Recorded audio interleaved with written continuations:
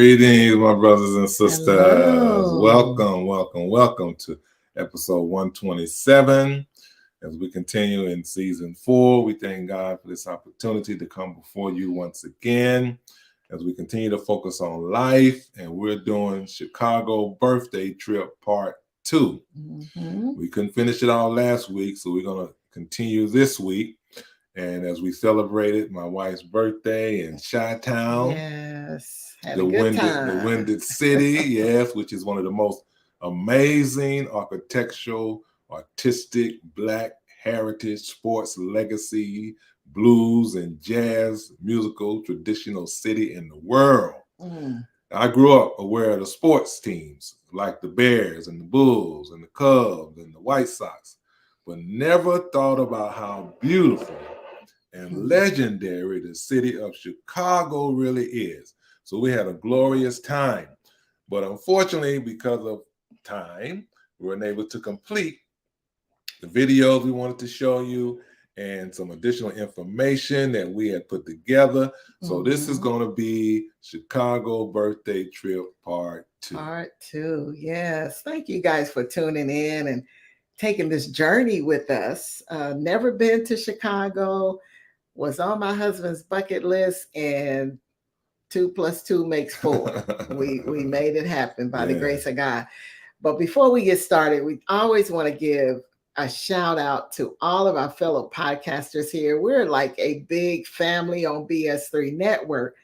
Okay, we have fun and we are producing this content for you each and every day under the leadership of our son, Ben Sutter III, BS3 himself, Mr. Podcaster, Mr. Podfather himself, yes, that's running this thing. He is the visionary, and we definitely respect him and support him in his efforts. And so that's what BS3 is all about. If you have not partaken some of this good content, we encourage you to do so. And there may be someone that's watching that is interested in getting started in podcasting, like we were, just afraid to step out there. Reach out to our son. He offers coaching, and I think he does a pretty good job. Not necessarily to be a part of BS3, although we would love you to be a part of us. He is there selflessly to offer you what you need, the tools, everything, the tools and the rules, because he got that too, to get you up and running and to stay within the guidelines, because there are some guidelines. Right. And so reach out to him. And so if you are also interested in seeing more of the content of BS3, we are on Roku TV. That's right. The link is right there on your screen. We encourage you to check it out. You won't be disappointed, especially if you're a sports fan. Okay. Right. You got from A to Z. You don't have to just watch First Take. You can come and check us out. And also, if you'd like to reach out to us at Sudds-R-Us Podcast, we'd love to hear from you. We are not, belittled by anything you have to say or any comments or kudos or any criticism that you have. We welcome it all. So definitely reach out to us. And we would like to just show you a little snippet of what BS3 has to offer, and we'll be right back. So stay tuned. Thank you so much for tuning in.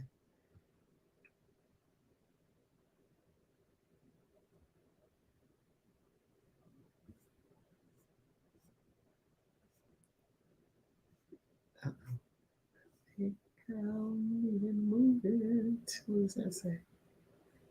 You know what? BS3 Network, changing the way you watch TV.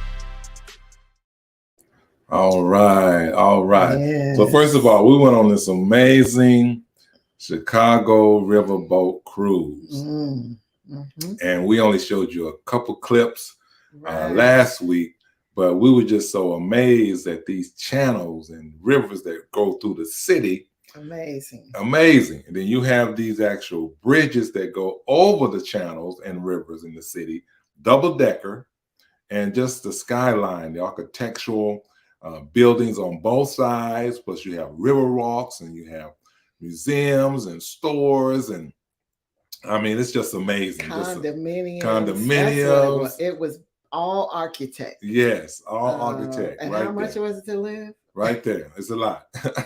Millions. Yes, yes. So what we're going to do, we're going to want you to just sit back and enjoy the entertainment of this expert and very friendly tour guide as she explains the 130-year-long history behind the skyline with some humor in it. So hopefully you enjoy it. Yes. Warned about the impending dangers. Fighting in Europe, World War II to come, the isolationists did not care for that speech. It took place at top of this bridge. It's called the quarantine speech. Many years later, this bridge. Sometimes I'm quiet under bridges. They can be very noisy. Hang on a second.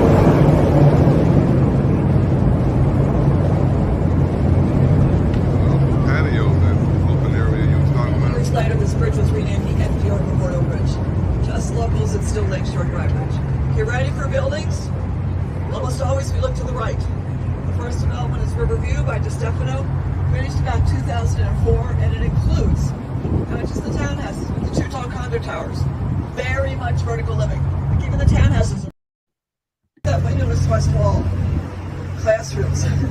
No peeking out here on the water when you're in class at U of C. We can all relate to that. Next door is the second of the 5 stars we mentioned this afternoon. What is this? Fidelity is what international last box. Which makes us famous. We will talk this out off and on throughout the entire tour. And here is a building with applying buttresses that newer building was paying tribute to. Of all the buildings we talked about this afternoon, this is one of the most significant. This is the result of an international competition in 1922. Over 260 architects from all over the world submitted entries to design to the trip. Put it out in New York took first place, and not just the buttresses, the whole top tower, out of the Thunder Tower, Cathedral, remarkable. Beautiful, I tell you, just gorgeous. Favorite feature to point out, look at top. See these 3 stories way atop on the west end? Built-in security for visiting dignitaries. I will never forget when President Bush was the president. This was years ago. Our boat was told to travel right over here on the left-hand side. The Columbus Drive Bridge, the leaves were left in the upright position. So sometimes world leaders opt to stay here. Away from us, the little short staircases. The opaque glass above is parking, and then look at the rest of this. Those are condos that face east, a single loaded quarter building. Get off the elevator on the backside. Here's your feet going down the hallway. Beneath where you walk, they added a light well. Above where you walk, they installed a second one.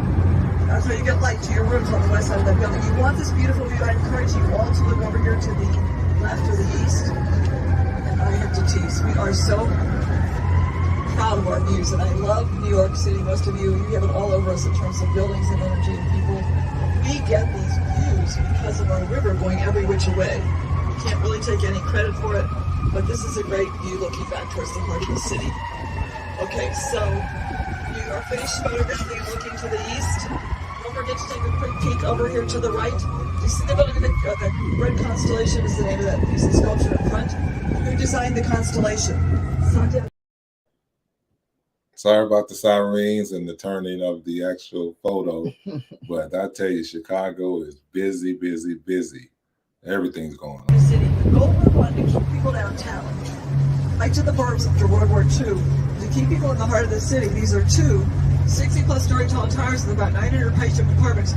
Look up here, you park your car, your boat, the grocery cleaner, and rents were inexpensive. We did not feel to be downtown then the way we do today. These are condos today. On a lighter note, we all see the Allstate commercial where the car comes up the parking deck and lands in the Chicago River.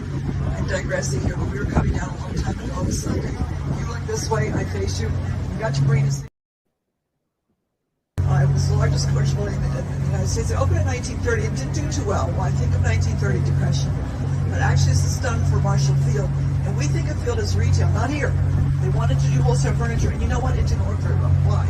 Again, the timing, 1930. Later in 1943, the Pentagon,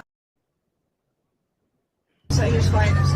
The story goes they wheeled Beast here in a wheelchair in 1969. You know what Beast said? Beast said, excuse me, he said, where's the property? And his colleagues replied, sir, you're on it. So tiny parcel kind of goes a lot like it is Beast's last building. Some say his finest. He passed in 69. The building opened in 71, 72. Pretty much an industrial style warehouse building designed by George Nimitz. Picture distant vision, grocer's goods being loaded and unloaded. We'll look to the top 2 levels if you don't mind for a minute. See that band that shoots between them? That's a prairie school element. Your eye lights on that decorative band for a second, your eye tends to triple for something, which is the emphasis of prairie style. Think about another prairie school building a little bit later. This building actually is what we call Chicago School, one of our 5 styles, which I'll define in just a moment. So go past. Okay, go ahead. All right. So that was basically all of the beautiful buildings that we were able to view on that riverboat cruise. I think this is the last. It was windowless for the most part till you get up to the very top 8 floors. Why?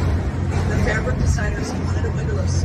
With artificial light, they controlled the way we do the materials. Few that survived pretty much through all these windows. But its nickname in the early years, it was a great nickname. It's called the world's largest high-rise basement. Solid kind of wall to go to the top 8 floors. The bridge right here on your right, it's an old Northwestern train bridge. It's over a century old. It was landmarked in 2007. It will not be torn down. Only once a year do they lower it. Let's see, we got a comment here. All right. Oh, BS3. You can always support our network, sending stars, and help us earn money to continue to build the network. Thank you. And then we have our brother that's always supporting us. We appreciate him. Brother Brian D. Williams was actually a Chicago resident. Mm-hmm. So if you want to make a comment, my brother, please don't hesitate to chime in. But I know this these historic buildings are something to be amazed. The very contemporary lowest level closest to us, you see people walking across, that is the Navy Pier flyover. If you've not been here since May of 2021, it's a very new piece here. Here we are, right off to your left is Lake Michigan, to the right is the river where we're headed. This congested area is helped by the Navy Pier flyover. All right, a couple more. Best friends get a lot of credit. They put this in 79. This is not the place to put it. This is Barack Obama's health club when he comes home. Oprah works out here when she's in town. The former mayor of Chicago, Roman Emanuel. A lot of people use this facility. And I have to say, attached to it right now, we're approaching this beautiful rounded series of windows. This is much younger and different architects. This is Solomon Benz. This is done about 2007. This is called Kingsbury Plaza. It's a rental building. I don't know if you caught that, but that's our 44th president, President Barack Obama. You know, he spent a lot of time in Chicago. Actually, say he's from Chicago, even though he was born in Hawaii. But they basically showed where he works out, his gym, and where Oprah work out. Kennedy's and the Heights is right next door here. Our locals remember this as Wolf Point. This is pretty much surface parking. These developers came along. They said, we're going to put 3 high rises in here. We did not, for the life of us. Some of you agree with me. You don't see how they could possibly fit in here, but they did. Wolf Point East is the one over here on your right. This one is about 600 feet tall. It's a residential building by Pelly Clark Pelly. The second one is also designed by Pelly Clark Pelly, and this one's about 800 feet tall. This is the office one of the 3. We used to call this Wolf Point South, but if you look up, watch your eyes now, the sun's out. Salesforce Tower took the naming rights here, so this is theirs. We call it Salesforce Tower. And the third one is Wolf Point West, which I will address in a minute. But get your bearings, if you will. We're going to go to the north branch, to the right.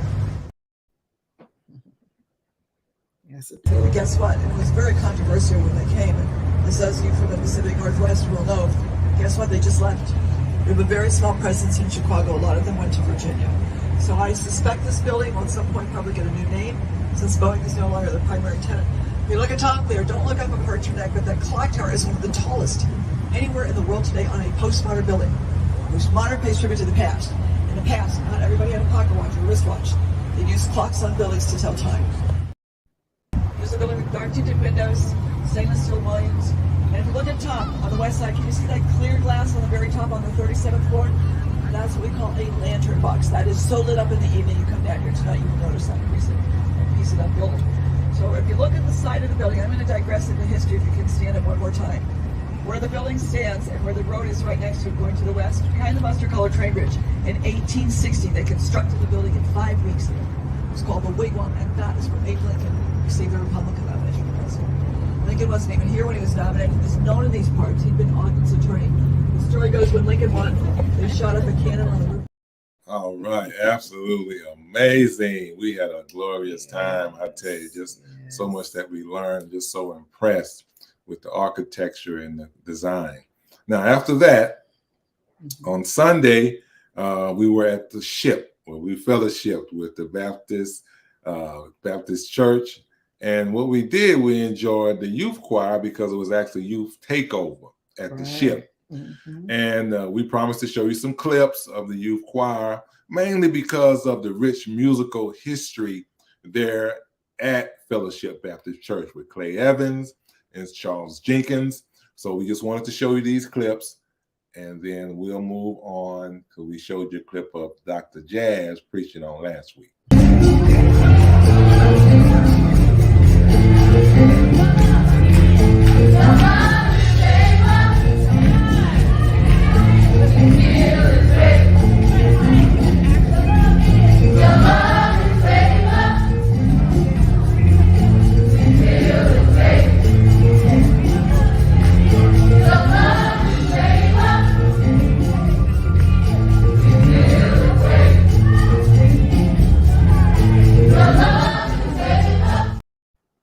All right. Now, whenever we go on a vacation, because we're born again believers, we got to worship the Lord on Sunday. We can have fun on Friday, Saturday, and Sunday afternoon, but we're going to be in church on Sunday morning.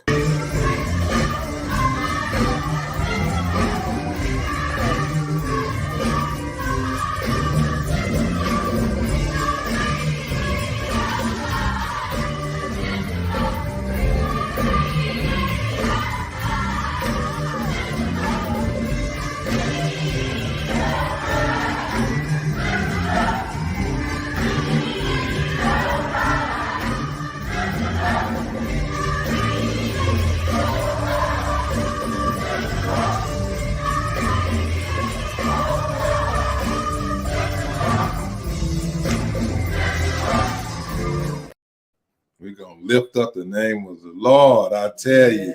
So we enjoyed that. Now, after that, jamming. After that, we went, actually, it was still Sunday, because you'll notice we're going to have our Sunday garb on. We went to the Millennium Park. Now, the Millennium Park is the brainchild of the former mayor, Richard M. Daley. It's the largest public space within the 319 square of downtown Chicago's Grant Park. It was established in 2004 and is now one of the biggest free attractions of the city, rivaling only Lincoln Park Zoo, but mostly because of this popular beam installation called the Cloud Gate. We're going to show that in a minute. But Millennium Park is on the east side of downtown, bordered on the west of Michigan Avenue and the Chicago Athletic Association Hotel, on the east by Columbus Drive, on the north of Randolph Street, and on the south by Monroe Street. Now, the primary Chicago public transit to the park is either the Michigan Avenue, which is CTA, Chicago Transit Association, bus line 151, we can get some information now, bus line 151, or the Red Line subway train at the Randolph stop.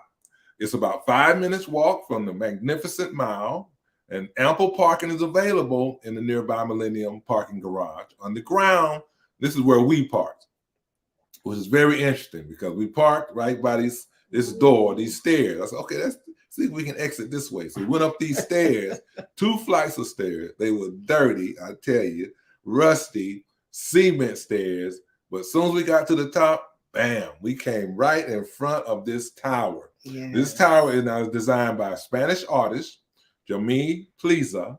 It's called the Crown Foundation. It's so unique because it's a tribute to the people of Chicago. The artist was inspired by historic fountains that have gorgles, now which is water spouting out of the mouths of the people that's on the tower. Now, Pliza's version is made up of 2 50-foot glass block towers that display rotating video images of 1,000 residents. Now, kids, they are big fans of this in the Crown Towers in Chicago, which is less than a block away from the Art Institute of Chicago.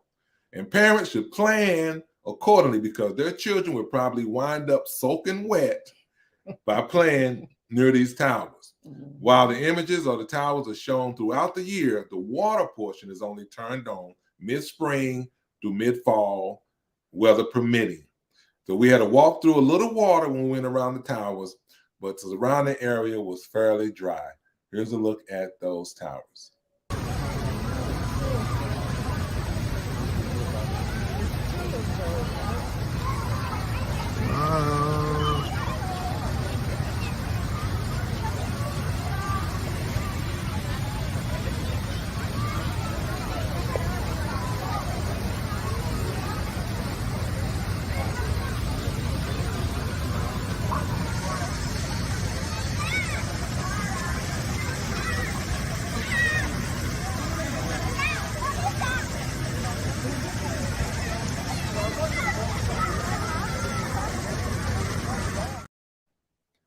Now, you notice I said that as soon as we came out, we were right by the tower.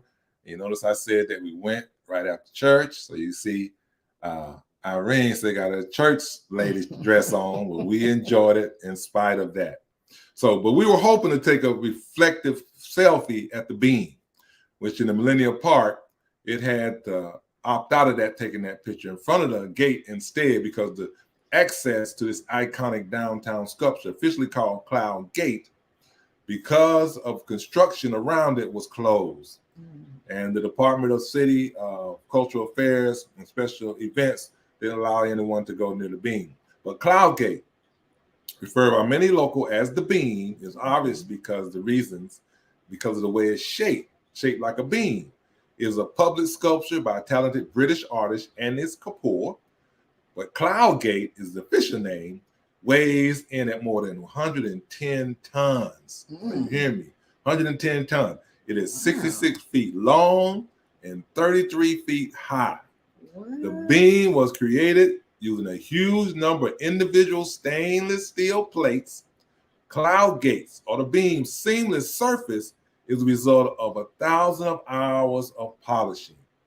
Now, the sculpture has the appearance of a giant drop of liquid mercury, and the mirror surface offers an amazing reflection of the city's skyline, even more breathtaking on a bright, clear day. Visitors can walk up underneath the Cloud Gate or the beam, which is surprisingly a concave, and kids especially enjoy the funhouse mirror effect that it creates. Unfortunately, we couldn't get too close to it, but we wanted to show you a picture of the birthday girl standing right there in front of the beam. And you can notice they have the fence around it and pictures on each side. But unfortunately, we couldn't get too close to the beam.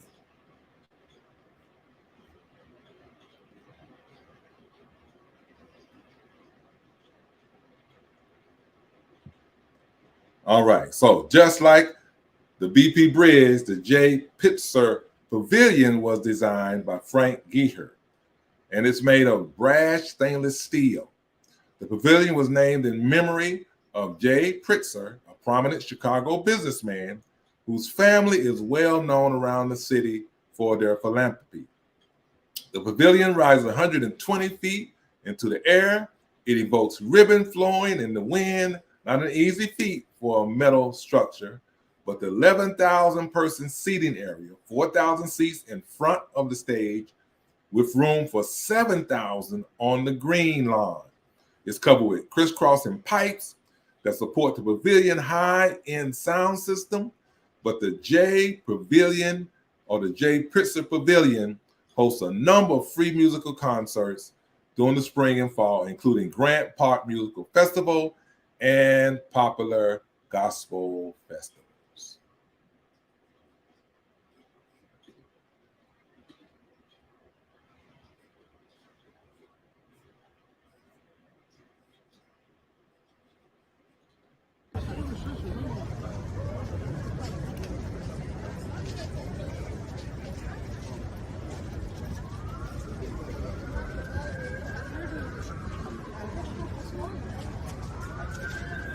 Lamar got hurt. Lamar got hurt at the end of the year. What are you talking about? Why would Lamar got hurt? I know. Talking about what? Talking about yes, he was.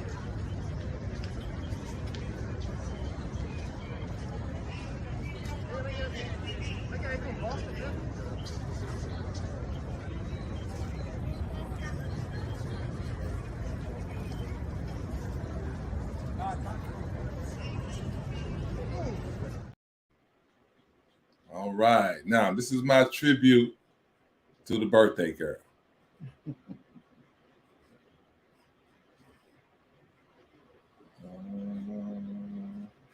I have it. Hold on.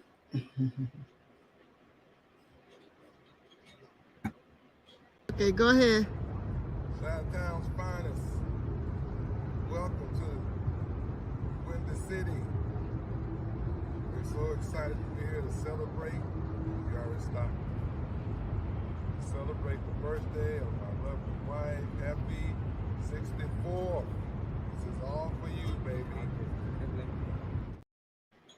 All right. The sound was a little low, but I was basically saying we're celebrating in the Chi-Town, Windy City with my beautiful wife, and we were just so happy to celebrate. Now, if you're looking at a bit of history in this park, you'll find it at Millennium Monument. It was designed by Canaan Design in 2002. The monument bay features the name of 122 people. Those are the founders of the park who work in support of its growth and change. On top of that are a giant 40-foot column built from Indiana limestone directly in front of the monument. Now the fountain is placed, it sits right near the monument, which is a very historic area and very beautiful. Now we have some pictures of a particular fountain, and you see all the names that are on the back of the fountain.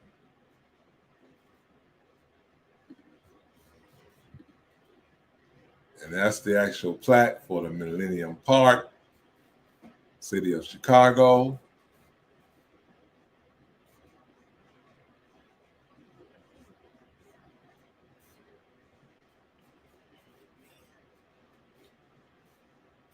All right, now the last one is called Eddie Soto Screen House 2019. Now, Eddie Soto Screen House construction from approximately 400 blocks of charcoal gray colored cast screens. And this particular screen house, I don't know where it is.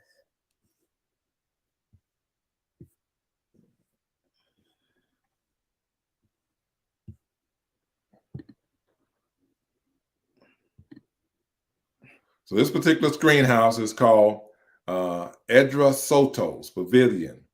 And this is basically in Millennium Park. Screen house, the latest example of the transparent of iron grills and decorative concrete screen blocks found throughout the Caribbean and American South. These, the decorative screens known as the rehos, also show the blend of both European and African tradition.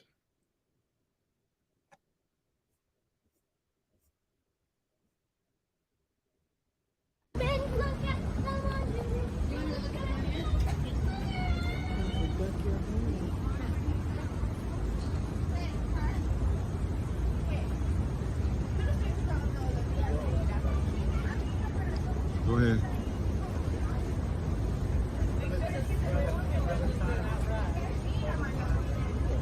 Turn.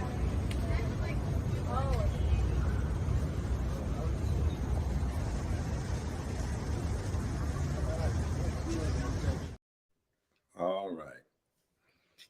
Okay, so let's get to some comments. Hope you guys enjoyed that. Hi, Marshall. She says, nice. Thank you for joining. Yeah. Oh, and awesome birthday tribute. Thank you. I tell you, my husband be doing it. I appreciate you tuning in. So during this entire trip, it was so much history, so much Black history. And it was just so much to take in that I was just so blown away by this gentleman right here.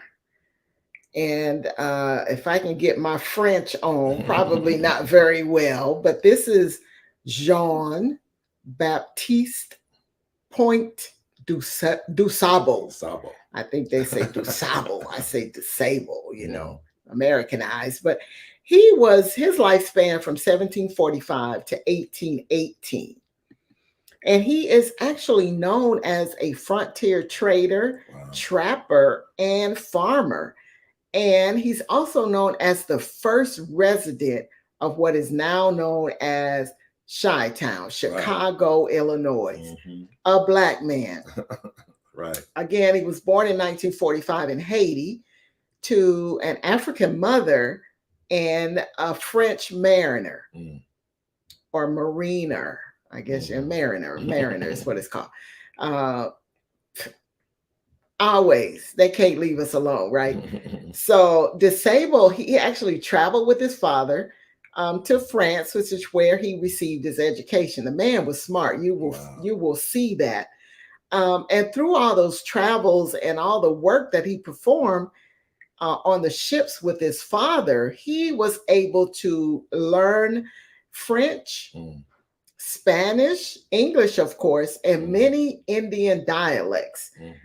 The man was not playing. So let's start with the 1770s, when DuSable and his wife established themselves a farm and trading operation on the north shore of the Chicago River near Lake Michigan. I got to say, near that water is beautiful, but you're going to always get a breeze. And if your joints feel like mine, that's going to be a problem. But it was nice. You just have extra layers on. But, you know, this swampy site was previously inhabited or uninhabited. And it was known as the local Native Americans as the land of wild onions. I don't know if that's because of the smell. It could have been why. You know, onions have that smell, but they taste so good. But it was said that DuSable could speak all of these languages, and he had such skill in learning these languages that, you know, he was just uncomparable. One study just argued that he can't learn. He didn't learn, he didn't read, he didn't write. Well, we're going to soon find out the brother had something going on for him to be the businessman, the visionary, the entrepreneur that he was. So he arrived in North America around 1765, planning to settle in French colony of Louisiana. And during this sea passage, he lost his ID, all of his documents. And so he was worried, of course, during that time that he was going to be enslaved. And look, you're talking about a man that had some favor. He was hidden out by some of the Catholic mission workers in that area and put him to work, which is fine. Look, you're going to be a groundskeeper, but we're going to keep you safe. Okay. And then that just reminds me of a scripture that I'm going to read in 1 Corinthians chapter 9. And beginning at the 19th verse, it says, even though I'm a free man with no master, I have become a slave to all people to bring many to Christ. And when I was with the Jews, I lived like a Jew to bring the Jews to Christ. When I was with those who followed the Jewish law, I too lived under that law. I did this so I could bring them to Christ under the law. And when I am with the Gentiles who do not follow the Jewish law, I too live apart from that law so I can bring them to Christ. But I do not ignore the law of God. I obey the law of Christ. When I am with those who are weak, I share their weaknesses, for I want to bring the weak to Christ. Yes, I try to find common ground, that's it, with everyone, doing everything I can to save some. I do everything to spread the good news and to share it in blessings. I tell you, that just sums it up for him. It's interesting how articles that we've read, you know, this past week, how they just seem to leave out all the important details. things that they don't want us to know, or reverse the positive in a negative. Right. He didn't learn all that. He couldn't read, he couldn't write. The man did. And it's clear who the writers of these articles were. Right. But it's okay. We're gonna highlight this anyway. So we chose to go with the positive instead of the negative. And so DuSable arrived in New Orleans in 1765, where he learned the colony had become Spanish possession. Okay. And then, having lost his identity, and he was injured on voyage. See, they didn't say that. DuSable was soon, but it says almost enslaved. So either way it goes, like I said, the Catholics came to his protection, and made sure that he was healthy enough to travel. So he established himself in New Orleans, and they also benefited from this connection with a white French Haiti friend, and whom he had known from childhood. Look at how God looked. People say, I need to hook up. Now that right there was a hookup, a childhood friend that he just happened to run into in New Orleans. So he left New Orleans accompanied by this friend. Of course, see, he hooking up with the right people. And then he became a member of the Choctaw Native American tribe, the Indians. And he decided to make their way north up the Mississippi River. So they stopped for a time in what is now known as Missouri, where he established some long-lasting contacts. You talk about, look, now they were networking even back then in the 1770s. The brother knew what to do.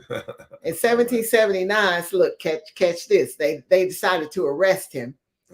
And what is now called Michigan City, Indiana, was arrested by British troops who considered him a spy. Look, now he seemed like to me he was minding his own business, trying to make his way, imprisoned him briefly before being released to manage a tract of woodlands.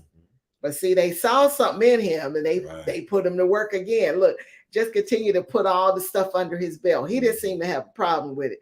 Educate me, equip me, send me on my way, put me on my mission. So DuSable continued northward, perhaps traveling as far as Canada, and then returning southward and living as a hunter, entrepreneur, and a fur trapper in the land of the tribe, the Potawatomi tribe. Now he owned a barge. How did brother get a barge? Look, he owned it. They did make that known in this black written article, and he used that to transport the furs down the river to New Orleans. See, he left, we went back, he knew where to go to trade this stuff.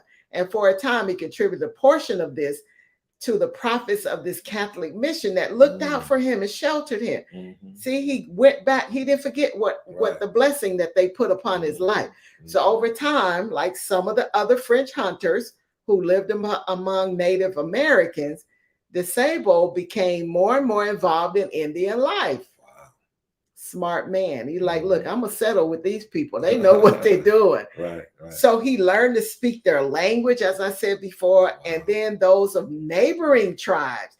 Look, he had to get his communication on. So he was like, okay, let me go and chit chat with them and learn how to speak to them. So he said, he met a great Ottawa, I guess is what you call it, chief, Pontiac. Now I remember reading about Pontiac way back in the day, and he served as his emissary in this Midwestern tribe. Pontiac was trying unsuccessfully to unite against this British tribe, or this British group that were really trying to, take them out. So the unusual thing about DuSable was he was accepted as a member of this tribe. They call it a society at this point. And then he demonstrated to them when he was what he had demonstrated to them, allowed them to say, okay, you can marry into this tribe, which was very unknown. A woman that was of this tribe, and then known as Catherine. Of course, she had an Indian name. And they were very much forbidden to marry outside of their tribe, but they allowed it to happen. They blessed the wedding in a traditional ceremony in 1788. And then he actually had a second ceremony with his Catholic friends and priests. And so she again changed her name to Catherine, and they ended up having a daughter, Suzanne, and a son, Jean. I'm sure it says Jean, but that's how they pronounced it. So they began farming in Peoria area for a time, and then arrived in the new area, which is now called Chicago, around the Revolutionary War. Again, bear in mind, they're the first Chicagoans. They're the first resident, a black man. Right. Now, they don't want to say that. They'll rewrite that history and give you something else. But during 1700s, DuSable had several issues, as I said before, because of his French background and him being anti-British. So again, he was arrested and taken to a British prison in 1779 after refusing to allow a fort to be constructed in Chicago. I guess he said, look, I'm the first resident. Ain't nothing going down without my approval. So they locked him up. So it's not surprising to have learned this, y'all. And this is not something that's surprising even today, because of his success and his prosperity. They had a problem with it. And so there was a Wisconsin-based French nobleman that even had a problem with his success, and apparently arrested him after fighting between Americans and the British troops broke out. So they arrested DuSable like he was the only one fighting. I'm sure he wasn't. But he remained technically a British prisoner until the end of the war. And with his smart self, look, he go and impress the Michigan British governor. The boy said, look, I can mess around and be your friend too if you let me. And he apparently was held under house arrest, instead of being under lock and chains and behind the prison wall. They put him under house arrest. Now that's favor. He was even given a commission to manage now, because they knew his history. A British trading post. You're talking about some favor. It's called the Pinery. And he may have had served as an unofficial monitor of the military. See, they gave him some some active work, even amongst being on house arrest. They put him to work. But again, he's gaining all this knowledge. Now that sounds to me like Joseph. Exactly. That's what I was thinking about. That sounds to me like Joseph. God gave him favor, even though he was under rule. And it reminds me of how, he was shown the same mercy, gave favor inside of the keeper of the prison. And Joseph, he was in charge of it. And he was, doing everything that he was told to do, as being over these prisoners, even being in prison himself. That's it. And it says here, the keeper of the prison looked not to anything that was under his hand, because the Lord was with him. And that which he did, the Lord made it to prosper.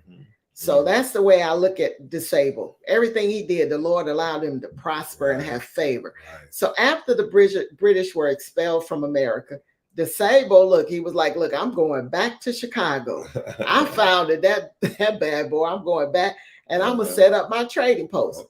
Look, he had all this history of doing all these things and managing. So in 1790, this man was doing well in pork and bread and flour, and he settled on the shore of Lake Michigan in one of the marshy areas that I mentioned above, and talked about this place of onion is what they called the bad smell. Look, he built a home on the north bank of the Chicago River, claimed about 800 acres. He said, look, I founded this place. I'm going to claim all this land as mine. 800 acres of land.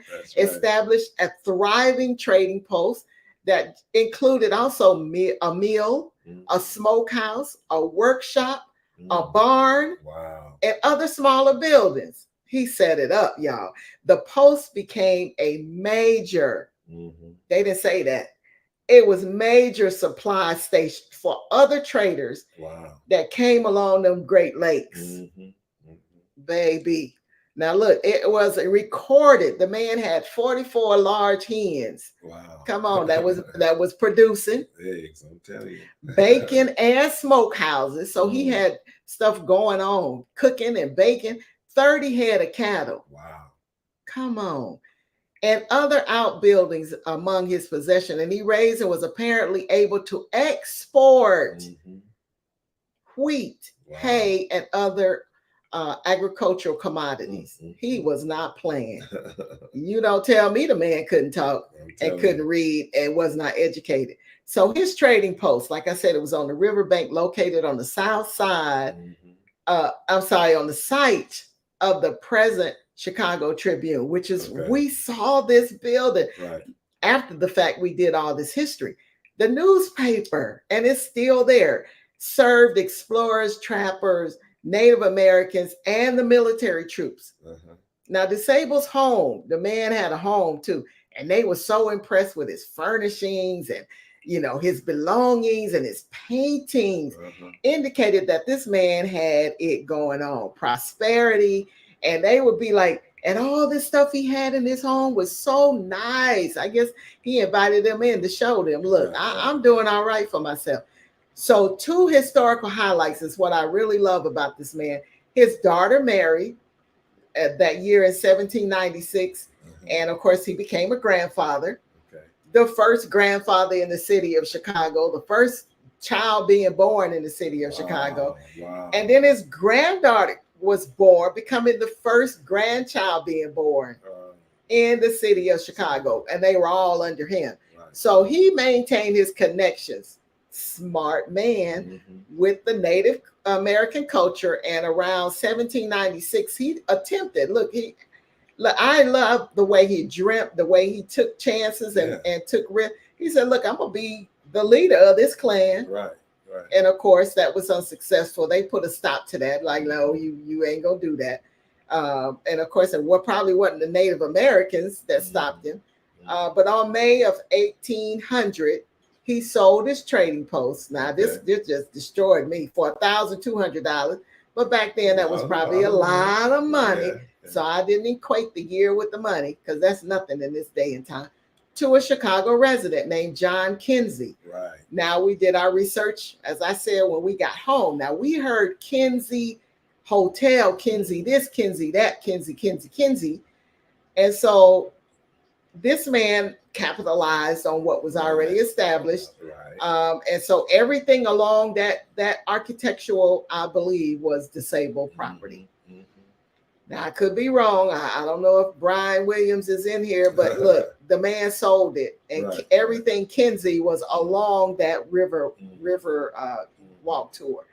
And so he moved to St. Charles, Missouri, which was at the time part of French Louisiana. Okay. And lived about 18 more years. Wow. He died almost penniless, y'all. That just crushed me. And was buried in a Catholic cemetery in St. Charles. And later, Chicago would honor its first citizens. See, it's always later on down the road, whatever. But get this, they have not forgotten him.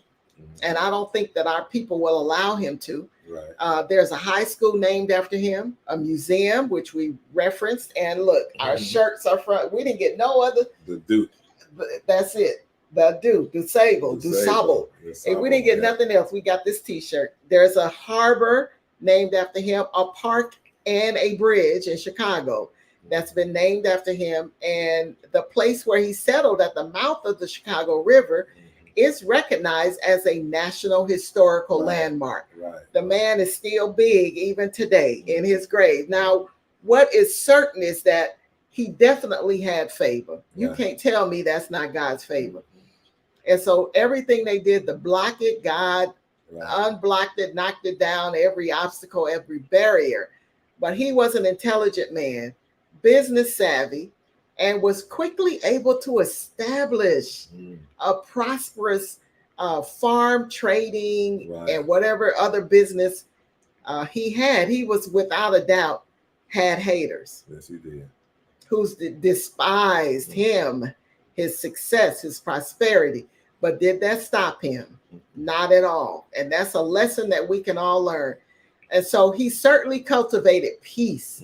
There is no way that you can operate in this kind of magnitude and not have some kind of peace, determination in his soul to overcome all of these obstacles with such great accomplishments. And he continues to be recognized on today. So that references, me to that scripture in John 14 at the 27th verse. And it says, peace I leave with you, my peace I give to you. Not as the world gives, do I give to you. Let not your hearts be troubled, neither let them be afraid. He had no fear. That's right. He had no fear. So in 1800, I could see him shaking the dust off his feet, left Chicago. Among the items that he put up to sale were 2 beautiful mirrors and these paintings and wooden plates and coffee grinder. They thought the man was some government official. And like, where did he get all this stuff from? So he left because he felt like this culture was coming in that was trying to erase all that he had established. And he was just like, I am not having it. You will not continue to belittle me. Right. I'm out. But to hear that he died in poverty at the age of 73, around that great month of August in 1818 is just beyond me. It's sad.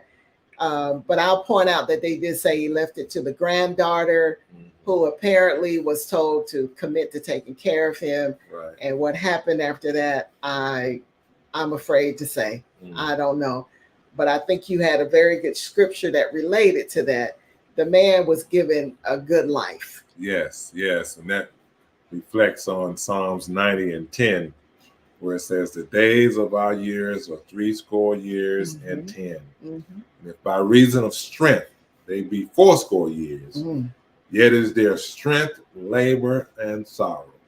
But it is soon cut off, and we fly away. Yes. And one last thing I want to bring up is that the tour guide, she was very good.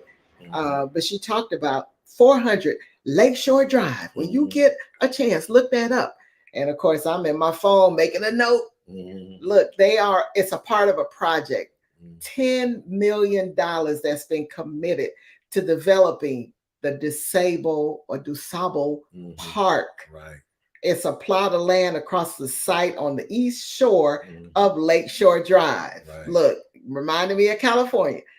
But look, they're still building areas. And what happened? They were trying to put it on hold because they're trying to do some other stuff. See, they still trying to mix it up, put the project on hold. But the project developer said, no, we are moving forward. Whatever you're trying to do, and you need time to do it, or you need this land they were trying to stage something. That's what it was, for something else that's being built. And they want to use this land to stage their equipment. And they said, no, find somewhere else to do it, because it's not happening here. We're moving forward. And so again, there's so much that's in his honor. If you ever get a chance, I wish I could find, they even did a postal stamp in his honor in 1987. We may have had that stamp and didn't even know who the man was. Right. But nevertheless, if you ever get a chance, you got to go to the Du. That's it. You got to go there and do your history and find the good spots to go to, because Chicago is no place to play around. Right. And so we figured that out. Thank God for all of those that gave us details of where to go, where not to go. And be in before dark. We were old anyway. We ain't trying to hang out. But we hope that you've enjoyed the show. We hope that we've done Chicago well, because Chicago owes us nothing. We had a wonderful time. Would love to go back and visit again. This is, as we mentioned before, so the owner of this particular home started the DuSable Museum, or the African American Museum, in her home. And so I do have her standing beside the bust. I don't know where that went, but anyway, she started this home. Look at this home, castle. And it was recognized by Ebony Magazine. It got so much recognition. And this is where she opened up her home to all of this African American art and artifacts. And then the actual where the location is now, the DuSable. There he is, but we took that picture down. But their current home is where it got transferred to. But that home is also a National Historic Landmark. Right. He's still doing big things today. Thank you, Marshall, for tuning in. Thank you. So again, make your way to Chi-Town, just not in the winter time. But as usual, we do have one final scripture, and it just reminds me of all that our people. I'm going to stay right there with our people and all that we go through. But Romans 8:35 through 39 really helps us to understand. We're going to go through some stuff. We're not going to be exempt, but we are under the great umbrella, the wing, the protection of the Lord God himself. And so it says, who shall separate us from the love of Christ? Shall tribulation or distress or persecution or famine or nakedness or peril or sword? As it is written, for thy sake, we are killed all the day long. We are accounted as sheep for the slaughter. Nay, in all these things, we are more than conquerors through him that loved us. For I am persuaded that neither death nor life, nor angels, nor principalities, nor powers, nor thing present, nor things to come, nor height, nor depth, nor any other creature shall be able to separate us from the love of God, which is in Christ Jesus our Lord. Yes. That's word. That's Bible. That's a promise. That's a promise. So be blessed. Enjoy your weekend. And please, if you still want to look at the museum, go back to episode 126. Yes. Where we did pictures, extensive pictures and videos of the DuSable Black History Museum. That's so we it. want to honor him on today. Amen. Yes. Yes. So be blessed. Stay safe out there, y'all.